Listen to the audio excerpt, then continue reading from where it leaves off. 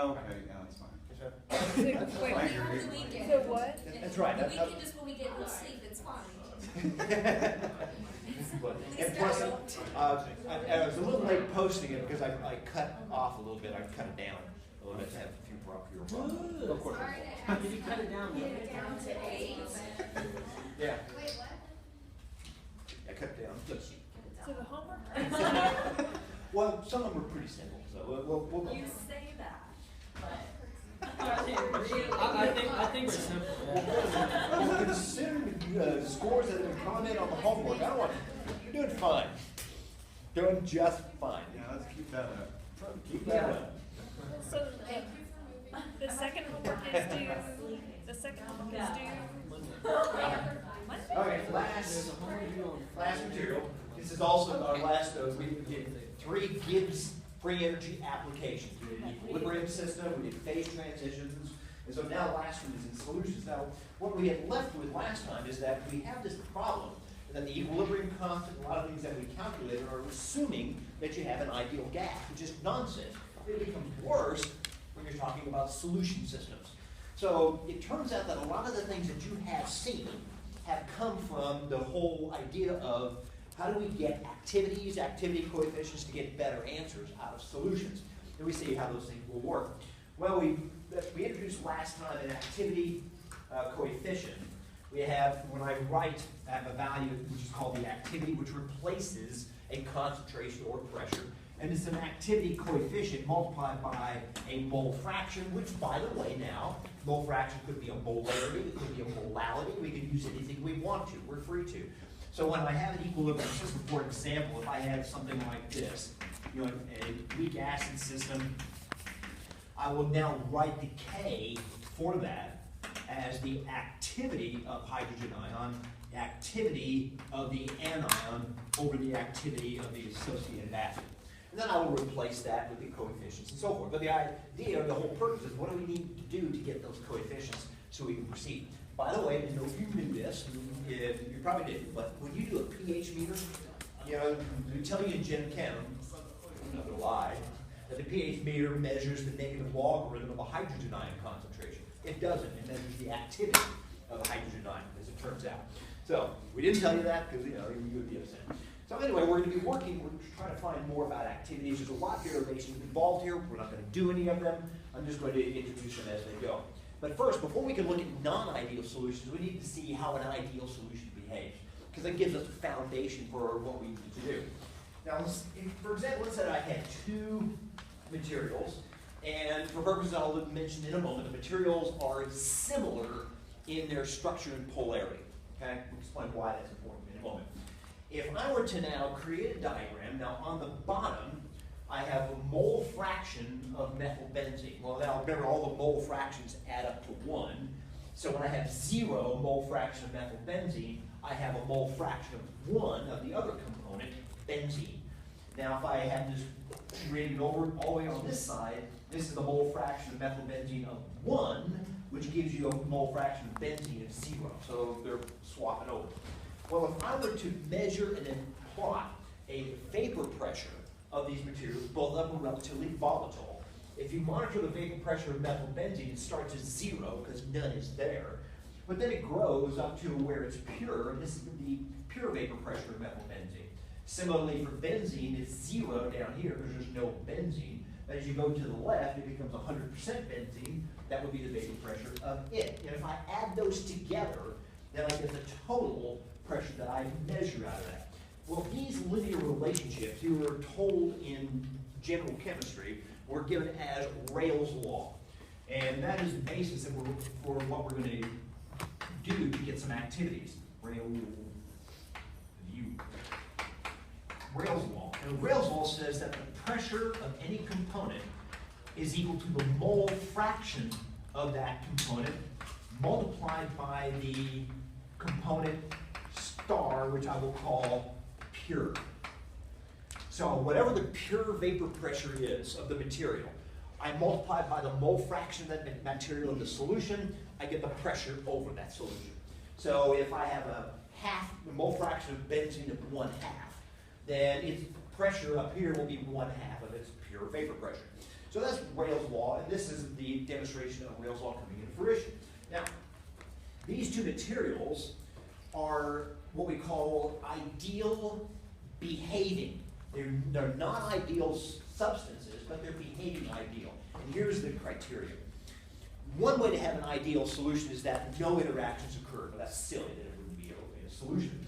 So an ideal behaving says that, and I'll use this example, that the interaction between benzene and benzene and the interaction between methylbenzene, are about equal to the interaction between benzene and methylbenzene. In other words, if I have some A interactions and B interactions, these are roughly equal to A, B interactions. That's why I said these things had to be very similar in polarity and in structure and stuff like that. And of course, benzene and methylbenzene are very, very similar to each other. The more disparate they are from each other, the more this will not work. And I'll show you examples of that in just a minute. But we've established now one way to get information by Rails law. Now, let's see what a non-ideal solution looks like. Here's one of the mole fraction of carbon disulfide in the x-axis. So carbon disulfide 0 down here to 1 over here. And this is a combination of carbon disulfide and propanone, very different compounds. Now the dotted line is a Rails law line, what we just saw in the ideal circumstance, but these are the measured vapor pressures. So for propanone, it kind of goes way above, and so does the carbon disulfide, and so when I add these two lines together, I get this big dome effect over here. What they're called positive deviations, and what we would conclude here is that the interaction between this material and this material is more repulsive than the interaction between propanone itself or carbon dioxide itself. In other words, it's wanting to turn into a vapor, so they're not as attractive to each other. So that would be a positive deviation. Of course, there are negative deviations as well. Now, if we look at these and see, okay, how are we going to look at this in a non-ideal fashion and get some information so I can get activities and so forth, I'll make a couple of observations. Like for the propanone, for example, when it is now at 0 propanone, then it climbs really sharply at the beginning, but look at what happens as it gets closer to being pure. It kind of swerves in and joins that line. Kind of interesting. If I look at carbon disulfide, it behaves in a similar fashion. It diverges off almost immediately, but as it gets more pure, it begins to then converge. So we draw a general conclusion is that Rails law works pretty well for substances that are in high concentration. But in low concentration, it's abysmal. It does not work at all. Well, how can we solve that problem? Well, if we look at this, and here's my comments making on that. Here's an example of a propanone and trichloromethane. This, a little harder to see, but here is which one is that? That's the trichloromethane line here. It's a kind of a curved line here. And the propanone line is the lighter green down here. You see the same behavior. As it starts off deviating, and then it converges and melds into the Rails law line. The same thing down here. It starts off below, and then it melds in. Now notice that these curves are below the Rails law line. So these are negative deviations. So that says that trichloromethane and propanone are more attractive to each other. So it causes that deviation. But what we can do here is, all right, the Rails law, again, works at high concentrations. It doesn't work at low concentrations. So here's what we will do. We're going to take this line, and we're going to find the slope of that line as it goes to 0. So you can see down here, there's the slope of that line, and I draw that out and draw that out. That gives me a slope, which is a constant, and it's called Henry's law constant. And it's one that you were also introduced to down in the maybe general chemistry. So there we go. So here we'll say is that slope is this constant here, Henry's law constant. And so we now, in similarity to Rails law, we have now Henry's law. And here we say that the pressure of any component is equal to the Henry's law constant, or the slope of that line, multiplied by the mole fraction of that component. Now this one is designed to work at low concentrations. This one works best at high concentration. So we'll just remember that. So if we have something that's relatively high concentration, we'll use the Rayleigh law, and we have something at low concentration, we'll use Henry's law. And in Gen Chem, what they gave you, and actually I gave you a Gen Chem problem in the homework, is had you find out what are the solubilities of like gases like oxygen in water. Well, the Henry's law constant for oxygen in water is a very small number, so oxygen is a very, very, very low concentration in water. And I actually had you do a problem on that reflects that in the ability to dissolve blood, oxygen into blood. Thank you so much. So what you do is you demonstrate that, if we didn't have hemoglobin to capture the oxygen within the blood, just the solubility of oxygen in the blood itself, so seawater, you're made of your big bags of seawater, you can do that. But it's very, very low in its thing. And so the Henry's law is kind of information that gives you that. All right, so we've got two kind of non-ideal things. We have a way that which we can tackle these things. I want to do a quick example here and then go back to another ideal here. Here I've got an example where I said I've got a pure vapor pressure of normal pentane is 0.674 bar and normal hexane is 0.198 bar. I'm going to show you how some of this can be used and then extend it just a little bit to give you some really useful information. So I've got then, pentane and hexane. So I have P pure, and I will call that H for hexane. I give that information as 0.198 bar. And I've got the pressure of pentane pure. I have that value of 0.674 bar. Now this is, I think, homework problem number 1. So I'm doing homework problem number 1, and of course I gave you some different materials. All right, so what I want to do is say I've got now a solution. Let's say that the solution has a composition that has a mole fraction of pentane of 0.259. So down here I've got an X of pentane, 0.259. Well, that's all the information that we need at this point. Now, if the mole fraction of pentane is 0.259, well, immediately I can say the mole fraction of hexane is 1 minus 0.259. Remember, all the mole fractions have to add up. And when I do that, I get 0.741. So bar, okay? So that's the composition of the liquid. Here are their pure vapor pressures. Now I want to find out some information. What I'm going to do, I want to find out the partial pressure of each substance over the solution. I now measure it, and the total pressure, okay? So I'm going to use Rayleigh's law. We're going to treat this as ideal. So I'm going to use this in here. Okay, well, for the hexane, all I need to do is say, okay, well, the pressure of hexane over that solution is the mole fraction of hexane, which is 0.741, multiplied by the pure vapor pressure, 0.198 bar. So when I do that for the hexane, 0.74, I get 0.147 bar as a result. So above that solution, that would be the pressure of hexane up there. Well, we can do the same thing to the pentane. So the pressure of pentane is its mole fraction, 0.259, times its pure vapor pressure, 0.674. Okay? And if I do that, I get that value of 0.175. Let me write this out here. 0.147, 0.175 bar. And if you simply add those together, you get the total pressure of 0.321 bar. Okay?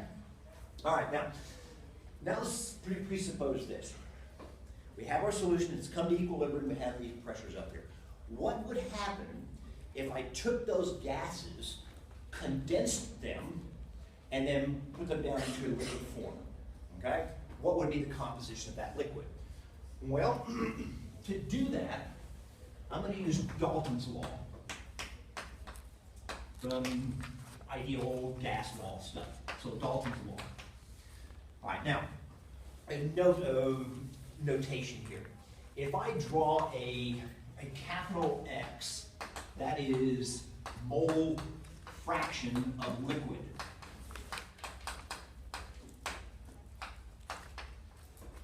A capital Y is going to be the mole fraction of vapor, okay? So capital X is your liquid solution, capital Y is what's up in the vapor. Well, Dalton's law says that the pressure of some substance is equal to the mole fraction of that substance in the vapor phase multiplied by the total pressure. All right, we have the total pressure, we have the pressures of each component, so I can find what the composition is in the vapor. So to do that, Y of hexane is going to be the pressure of hexane over P total.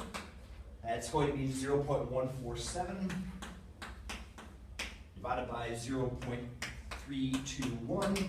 And when I do that, I get a value of 0.457. So that's the composition of hexane up in the vapor phase. While the composition of pentane, I really can do easily. I just take 1 minus that. So this is going to be 1 minus 0.457, and I get a value of 0.543. Okay, so there is hexane and pentane. Now, compare that to our original compositions. Pentane in my original solution was 0.259. The composition of pentane, now remember I'm suggesting that we take that vapor and condense it. My new liquid has a composition of pentane of 0.543. So it started off at about 26% pentane, now it's 54% pentane. And similarly, the hexane went from 74% down to 46%. So that's why, and all of you have done distillations. You've done distillations, simple distillations. This would be a room temperature distillation of 1 cycle. And what it tells you is that every time you vaporize and condense, the liquid gets richer and richer and richer in the more volatile component. So if I did this again, take these numbers, put them up here, and run through that cycle again, it'll be even more pure in pentane. And that's why when you do it in a compound fashion, you get then, you know, a reflux, or not a reflux, but not a simple distillation, but a word's gone. Not there. Multiple distillation. We'll go over that. Okay. Now, what we can take advantage of, if I did this in kind of a slightly different way, and what I'm going to do is add one other component. Now, we know you don't do distillations at room temperature, it's a waste of your time. It takes way too long to do. So what you will do is you have a mixture and you will boil it. Well, when you boil a mixture, we're seeing that the more volatile component comes off, and the boiling point is going to be something between the pures. So the boiling point is going to be a different deal. Well, when we looked at phase transitions, the very first application we give for energy, we had an equation that gave you relationships between the vapor pressure and the temperature. And we call that the Clausius-Clapeyron equation. So what you were able to do is to draw a liquid vapor line up to a certain point. Well, if I apply that and apply this at the same time, I can then generate a diagram that does this. I'm going to show you how to do this. You're not going to be responsible for generating one, but I would like you to be able to read it, and it's quite simple. So here I've got a combination of chloroform and carbon tetrachloride. Do not worry about the mathematics on this. But all I'm saying is that in the areas in the yellow are the things that I can adjust. Well, the boiling point of carbon tetrachloride normally is about 389, 390 Kelvin. Keep that in mind, that number in mind. It has an enthalpy of vaporization of 29.863. And the chloroform boils at 334, so 334 to 390, and it has its own delta H of vaporization. And what I'm going to do is I'm going to say I'm going to do a distillation under open atmosphere about 1 atmosphere of pressure. All right, so what I do is I have to go through and make a series of mixtures, which is what I do. Make a series of mixtures of different components. So I have a 0.1 mole fraction, 0.2 mole fraction, 0.3, 0.4, and so forth. And then I compute the boiling points of those solutions, and then do all of this. Of course, the computer does it all for me. And I get different things. This gives me for each solution, it gives me the mole fractions in the vapor phase, and they all add up to 1. But then I draw this thing out and curve fit, you get something that looks like this. It's a boiling point diagram. Now down here is the mole fraction of component 0, which it goes from 0 to 1. I think 0 was chloroform. But notice what happened. Remember our numbers, 333 boiling point and 390 boiling point? Look it up here. 390, that's the boiling point of the pure component 1, so that's the carbon tetrachloride. And down here, 333, that's the boiling point of pure chloroform. And everything in between we can use. Now, the way this is read is quite simple. It just comes from everything you know. This represents the liquid. The lower one represents a liquid. The upper one represents a vapor. So let's say that I had a solution that was 90% pure in carbon tetrachloride. So that's down right here. This is what you do. You draw your line up, down that 90% pure, 90% mole fraction, and you come to this dot. Well, if you run your finger then vertically over to here, that tells you the boiling point of that solution, okay? Now, when you stop here and draw a line down, that tells you the composition of the vapor, all right? So you know your liquid composition. Go over here, draw a line down, and it gives you the composition of the vapor, and across, and do the boiling point, okay? Let's see if I get this down here. So we've done something, here's actually 80%, all right? So I did it for 80% rather than 90. So I came up to here. That was the boiling point, was a little about 369 something Kelvin. And I draw the line from here down, and I see that it's now where it was 80% pure in carbon tetrachloride. Now it's only about 48% pure, all right? So the composition has changed. It's become richer with chloroform. Well, every time I do this, I come down here and I come down here. If I stop right here, this will tell me the boiling point of the condensate, all right? So the first solution that was 80% pure boiled up here, but when it condensed, now it's going to boil at a lower temperature. That's why compound distillation columns work, because you have your heat source on the bottom, vapor comes up, condenses on some fingers or glass beads or whatever. When it is condensed, now it needs less heat to boil again, and it goes up the column again. Condenses, produces a new composition with a lower boiling point, and up it goes through that column. And every time you go over and down, that's one distillation step. So you can evaluate just how efficient a distillation column can be by looking at these boiling point diagrams. So we continue this. So I have my composition where you have this first composition step. So after the first step, it now boils at about 350, and if we go over and get that vapor is now, the composition is now just about 85% pure chloroform, and that's going to boil, if I look over here, at about 338. So every time you go through this, that's a distillation step over here, and it says that for this particular material and whatever column I used, that it took 2 steps. That's the efficiency of the column. There's 2 theoretical plates, we call it. Took 2 theoretical plates to get 85% pure. Well, what if I wanted 95% pure? Well, I can continue. I'll make another zigzag line, go over here and down, and that looks like it will do it. I think I've got that one now here. So yeah, here we go now. So after 3 steps, if I now take my distillate off, run it through a gas chromatograph, find out its composition, and that will tell me that if it comes out to about 96% pure, then I say, well, my efficiency in my column is about 3 theoretical plates. So all application of Rayle's law and that's phase transition stuff that we had looked at. So he said, you're not going to build one of these things, but I may ask you how many columns or how many distillation steps you need in order to do that. That's the boiling point diagram, and I discussed it in the the notes in here. Now, we talked about, of course, now the Rayleigh law is pretty simple. It's a straightforward thing. It's simply the pure vapor pressure times the mole fraction. But what about that Henry's law business? That Henry's law constant, where we said that the pressure is some constant multiplied by the mole fraction. How do you find that? Well, you're going to do it in the homework, and it's really quite simple.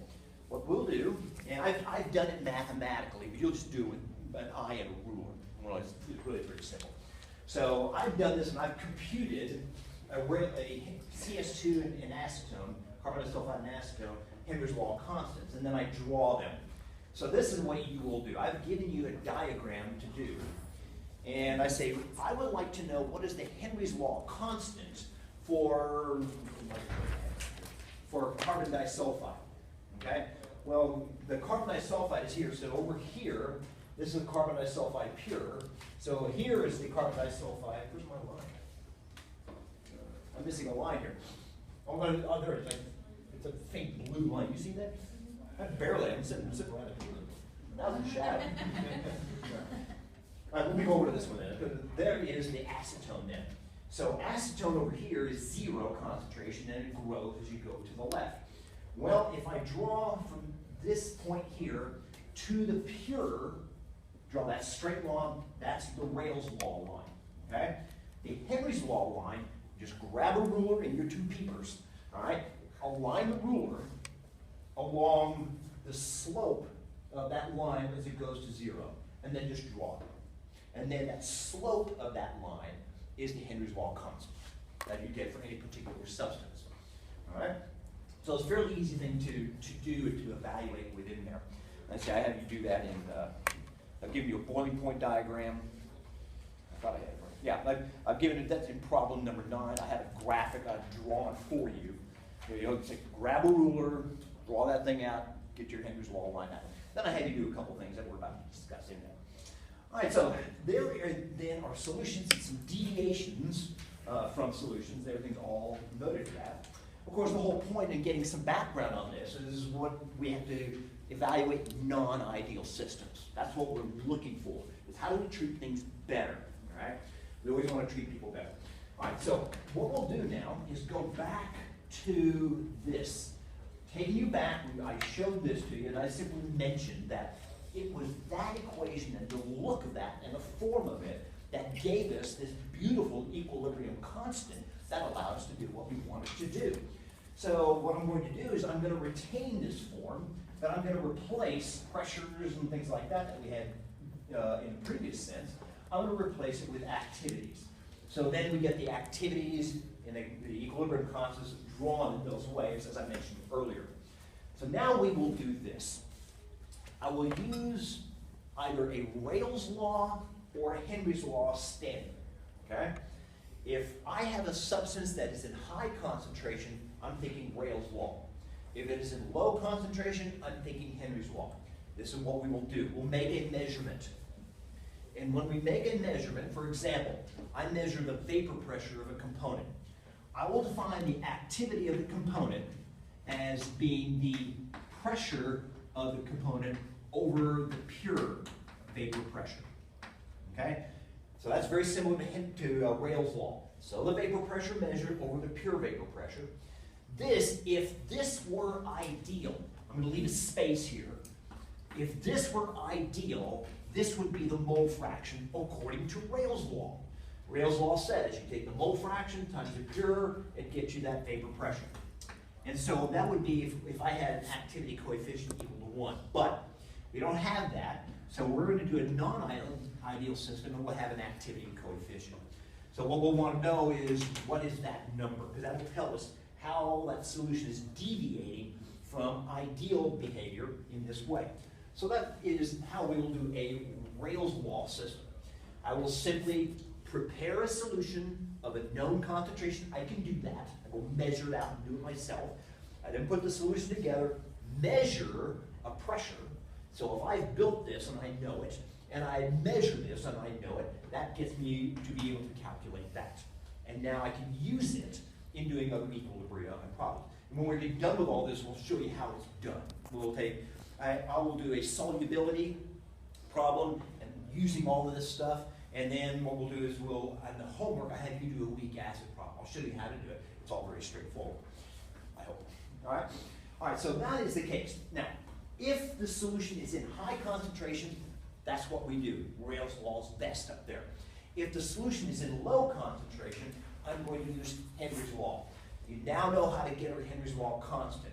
You plot the vapor pressures and draw a straight line, find its slope. But if I have low concentration, I'm going to have an activity. So again, this is the Rayleigh's law standard. The Henry's law standard. I'm going to have that the activity of the component is going to be, I've got now the vapor pressure of that component divided by the K, X and V. A word of note here, Henry's law constants depend on whether you determine, are you working in mole fractions or molarities or molalities.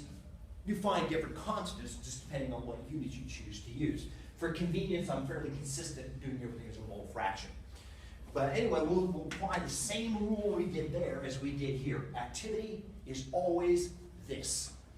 It's the activity coefficient multiplied by the mole fraction of that component. So once again, I go build my solution. I design it as I want. I measure vapor pressure, and if it's in low concentration, I'll divide by the Henry's law constant, and I will have activities and activity coefficients. And once again, I can then pursue and start using them. So here's going to give you just kind of an example of this. So you're not going to do this, but I'm just going to give you how that works. So I went back to my pentane and hexane, and what we had done previous, my little one-step room temperature distillation, I presumed them to be ideal. Well, this is more non-ideal, so I give you some different values.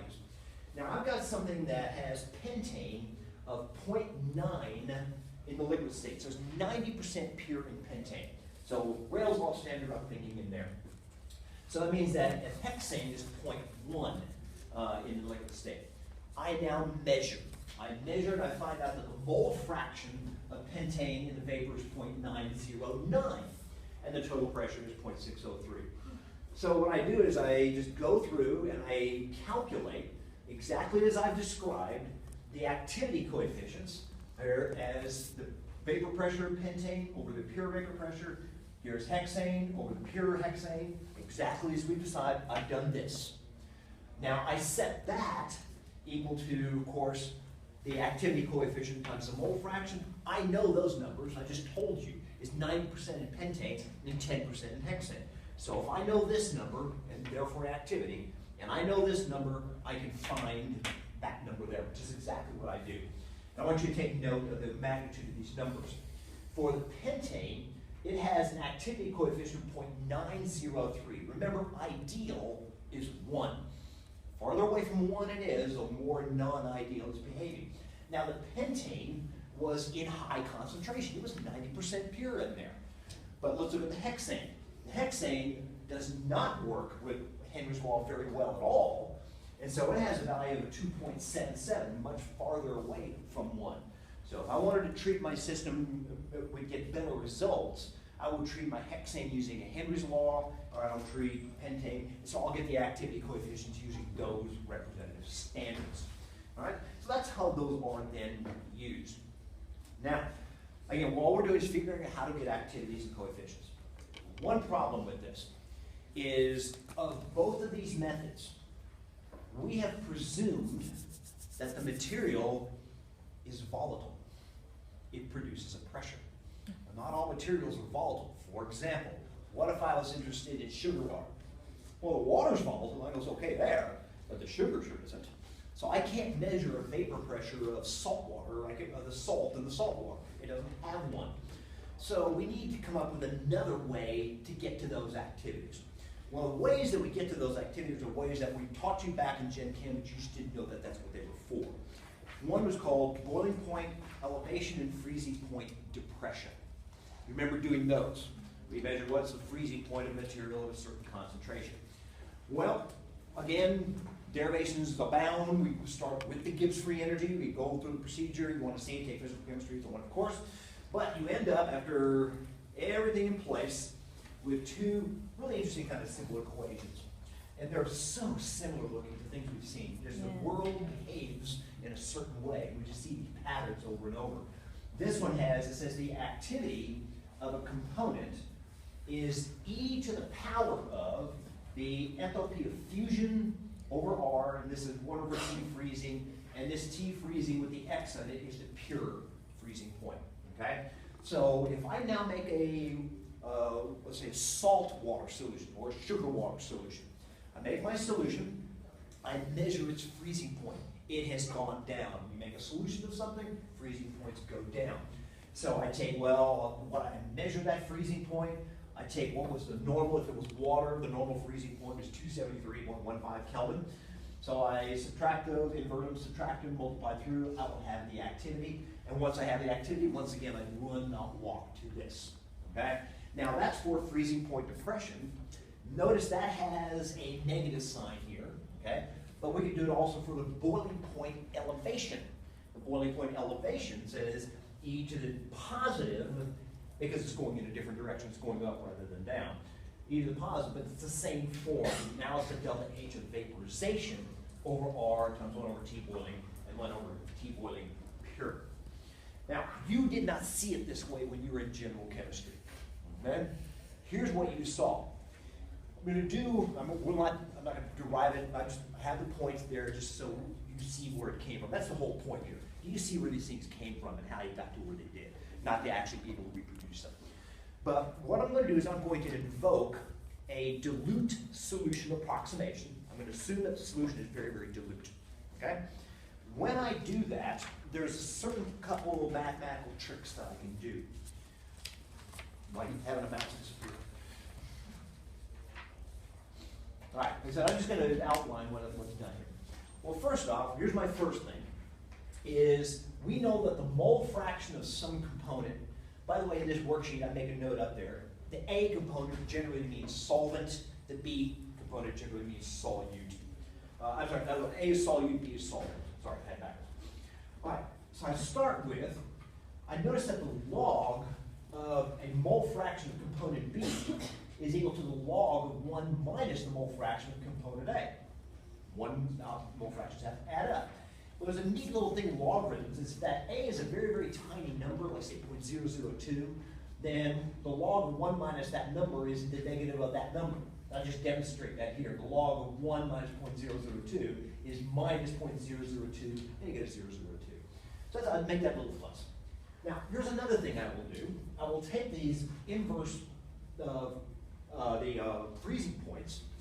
I'll multiply this by T freezing, pure, multiply this by T freezing, but I can turn it into a delta T freezing with a freezing point squared. Another little trick.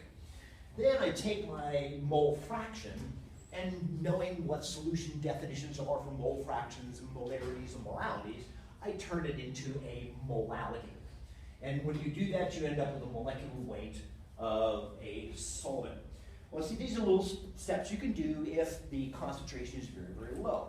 Well, when I put all of that together, I get something that looks like this, and I'll draw this out. I get that the delta T freezing, and it works out to be the molecular weight of B, that's the solvent, times the gas constant R, times the normal freezing point squared, divided by 1,000 grams per kilogram. You need this to make the units work out. And the delta H of fusion of the solvent times the molality of A. This is a set of a bunch of constants that are related to the solvent only. I have the molecular weight of the solvent. I have the freezing point of the solvent. I have the enthalpy of fusion of the solvent. If I put this together, I can call it a constant, and this you should recognize. Remember that? Freezing point depression constant. We call it the cryoscopic constant. And then you have one almost identical to that, and of course, we can get activities in the same way of delta T boiling, and this one was, we had KB times the molality of the solution. And that was called the boiling point constant, although my favorite is the endoscopic constant. Go out and drink it with your buddies, call it the epioscopic constant, they'll think you're smart. All right, good, lots of syllables and consonants running around. But just to demonstrate where this comes, I don't know if you remember this number. I do, because I've been doing this for 2.5 decades. But I went and got the delta H diffusion for water, the molecular weight for water, the gas constant, the freezing point for water, and I calculated that K. And the K I calculated was 1.859. Go look in any literature book or textbook, look up the freezing point constant for water, they'll tell you it's 1.86. That's where it gets. And I have you do this exact problem. I have a homework problem that has you do that. I just gave you a different material, and see, you'll calculate a KF, go grab a Gen Chem book and see if you agree with it, okay? So anyway, then I'll do an example of this one more. So there's now 2 more ways to get to the non-ideality of a solution. So now we can measure their vapor pressures, we can measure boiling points, we can measure freezing points. There's only one more left. One more left will be, another one you've seen is osmotic pressure. We'll take care of that, we'll finish all this up next time. I want to go through a couple of homework problems. I already mentioned problem number 1, that's that one-phase distillation. Problem number 6 is a boiling point diagram, okay? So both of those are straightforward. You just draw down that diagram using vertical lines. Number 5 is what I had just mentioned, is doing this. This is problem number 5. So I've given you the heat diffusion for benzene, and I've given you its freezing point. Just calculate the KF for benzene, and the literature value I've provided for you is right out of a textbook is 5.12 degrees centigrade per mole out. I think this is an older sheet. Like I said, there's a problem that has you calculate a molecular weight by freezing point, but I nixed that problem. So, what's your problem number 4? I just forgot to print out the new sheet. The heat diffusion for benzene. Okay, so heat diffusion, that's the one I was saying. I'm not problem number 5, that's problem number. So problem number 5 is the boiling point diagram.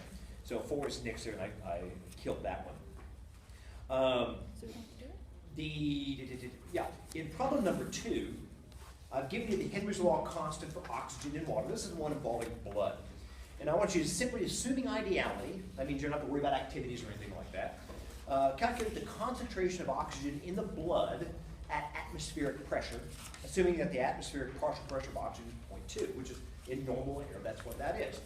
So you've got the Henry's law, which is pressure is the Henry's law constant times the mole fraction. Did I give you the mole fraction? No, excuse me. This one, notice the units on the K. The Henry's law constant, I gave it to you in atmospheres per molality. Okay? So that means this has got to be molality. If you take an atmosphere per molality times a molality, you get an atmosphere of pressure. All right? But what you'll do is, I want you to simply calculate the concentration. Just divide the 2 numbers. It's a simple problem.